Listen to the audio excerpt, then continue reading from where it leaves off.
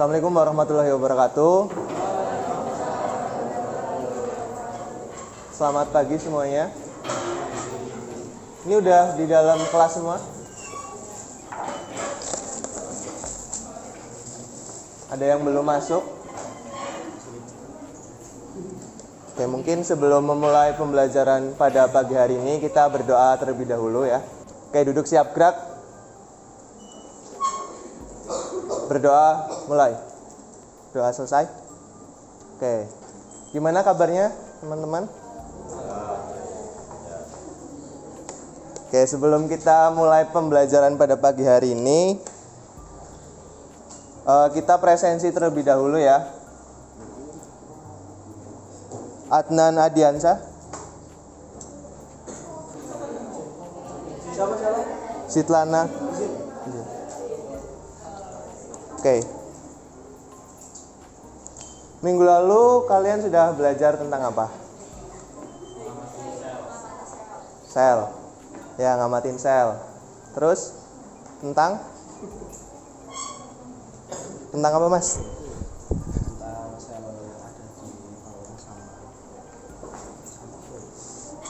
Tubuhan sama yang epitel. Ya. Nah. Oke. Ya, kemarin udah belajar itu ya tentang sel dan organel sel, dan juga kemarin praktikumnya sudah melihat dari bawang, dari daun Adam Eva atau Adam Hawa gitu ya. Nah, pada pertemuan pada hari ini kita akan belajar tentang transport melalui membran sel.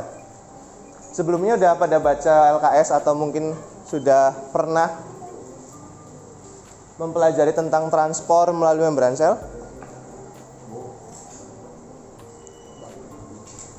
Udah belum? Belum ya? Oke, tujuan pembelajaran pada hari ini yaitu peserta didik dapat memahami transport membran sebagai salah satu proses untuk mempertahankan keberlangsungan hidup sel.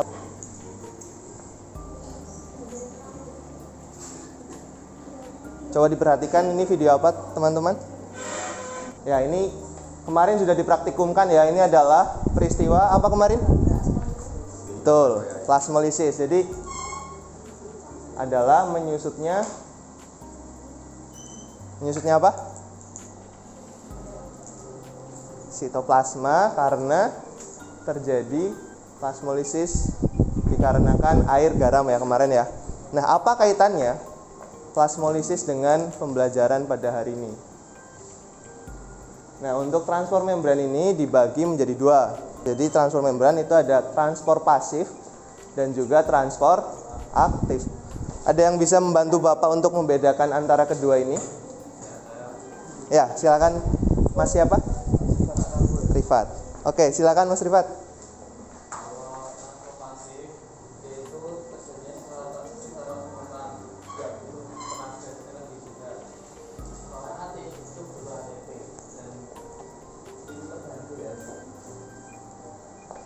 Udah? Oke. Ya, tadi sempat di-mention juga sama Mas Rifat, itu membutuhkan energi dan tidak membutuhkan energi. Nah, pengertiannya itu apa? Jadi untuk transport pasif, dia itu bergerak dari perpindahan zat dari konsentrasi yang tinggi menuju ke rendah dan tidak memerlukan energi. Dan untuk yang aktif tadi juga sudah dijawab oleh Mas Rifat ya. Itu membutuhkan ATP atau energi.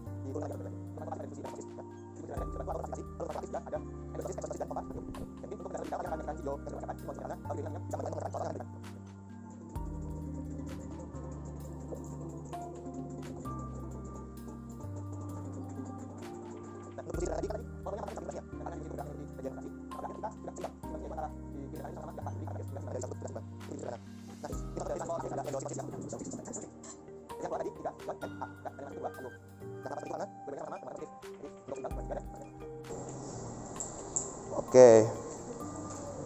Nah, sekarang kita akan membentuk kelompok. Ini udah ada berapa kelompok?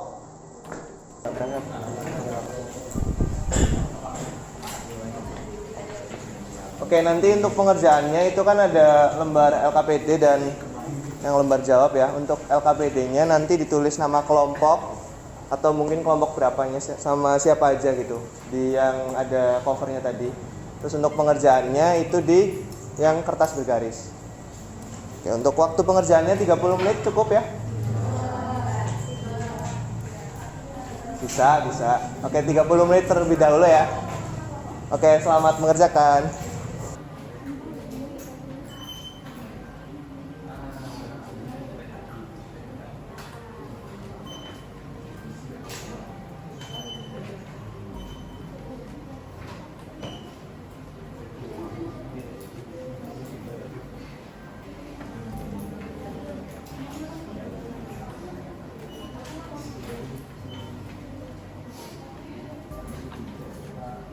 Oke, karena waktu sudah selesai ya, nanti untuk yang belum selesai bisa dilengkapi sembari kita membahas pertanyaan yang sudah Bapak berikan. Oke. Ya, boleh. Siapa nih? Ada 2. Sweet. Silahkan. Pertanyaan pertama, jelaskan apa yang dimaksud difusi dan osmosis dan berikan contoh peristiwanya. Untuk difusi adalah perpindahan zat padat, cair maupun gas dari larutan berkonsentrasi tinggi atau hipertonik ke larutan yang berkonsentrasi rendah atau hipertonik melalui membran plasma atau tidak, sehingga konsentrasi larutan tersebut sama atau isotonik. Contoh difusi yaitu proses respirasi atau pernapasan, penyerapan air dan unsur hara pada akar tumbuhan, dan penyemprotan vakum. Sedangkan untuk osmosis adalah perpindahan air atau zat larut dari larutan hipotonik ke larutan hipertonik melalui membran semi permeable, dan contohnya adalah ketimun yang ditempatkan dalam larutan garam, wortel yang melunak akibat kehilangan air karena menguap, dan pembuatan telur asin. Oke, tepuk tangan semuanya. Oke, bener ya jawaban dari Mbak siapa? Indira. Oke. Nah, contohnya tadi ada respirasi sel. Terus ada menyemprot parfum. Ya, jadi kan kita kalau nyemprot parfum kan kalau misalnya ada yang di ujung nyemprot parfum gitu. Nah, nanti baunya akan memenuhi satu ruangan. Nah, itu proses difusi ya. Berikutnya ada osmosis, yaitu perpindahan molekul pelarut khususnya air dari larutan yang berkonsentrasi rendah ke tinggi atau dari hipotonik ke hipertonis gitu ya.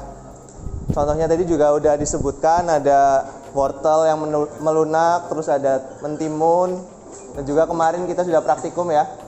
Plasmolisis itu termasuk dari osmosis. Di pertanyaan berikutnya yaitu difusi terbantu ya. Difusi terbantu ini adalah difusi yang memerlukan bantuan protein yang spesifik dalam bentuk saluran protein atau protein channel tadi dan juga protein transport. Nah, di buku kalian juga ada ya contohnya itu ya, yang bakteri Escherichia coli. Nah, dia dibantu melewati medium asam laktosa, dia menggunakan enzim permease. Sekian pembelajaran untuk pada pagi hari ini. Ya, apabila ada salah kata dari saya, mohon dimaafkan. Dan untuk LKPD bisa disuruhkan. Terima kasih, mungkin sekalian saya tutup. Assalamualaikum warahmatullahi wabarakatuh.